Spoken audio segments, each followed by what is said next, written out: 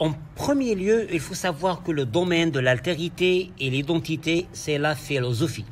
Mais on cherche dans cette capsule vidéo le rapport entre identité et altérité dans le cadre de la question de l'interculturel. Ce dernier, comme vous le savez tous, veut dire l'échange, le partage et l'acceptation de l'autre. Et ce sont les porteurs de culture qui échangent réellement les cultures. C'est pour cela qu'on doit évidemment se poser plein de questions telles que quel est le rôle de l'autre dans la compréhension du moi et de mes propres valeurs? Quel regard je porte sur l'autre et vice-versa? Pour comprendre le moi, j'ai automatiquement besoin de l'autre. D'où l'objectif majeur de l'enseignement et de la pédagogie de l'interculturel. La présence de l'autre est capitale pour moi, car il me permet de réfléchir sur ma culture. Il me permet aussi à poser tant de questions sur mon acquis, sur mes valeurs, sur mes croyances qui viennent de ma propre culture.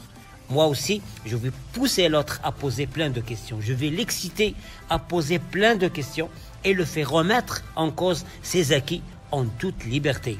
Il s'agit donc d'une relation mutuelle, d'une relation dynamique entre identité et altérité extérieure, bien sûr. En outre, je dois me poser une autre question très importante à ce sujet. Comment je vois l'autre et comment l'autre me voit? C'est le rôle des représentations interculturelles. Comment voient les Anglais les Indiens à la période de la colonisation? Et comment voient les Indiens les Anglais? Et de même, comment les Américains voient les Mexicains aujourd'hui? Comment les Marocains voient les Africains subsahariens? Et vice-versa. On peut dire qu'on est devant un cadre conflictuel qui constitue une source de conflits et de problèmes que l'autre va menacer mon équilibre et mes acquis, que l'autre va présenter un danger pour ma culture et mes valeurs. Donc la relation entre l'identité et l'altérité reste une expérience personnelle. Chacun va vivre cette altérité avec l'autre selon ses prédispositions et ses expériences, soit d'une manière pacifique ou bien d'une manière conflictuelle. On peut dire que l'enseignement et la pédagogie de l'interculturel dans ce cadre a un objectif majeur, c'est de changer de vision, de ne plus considérer l'autre comme un inconnu.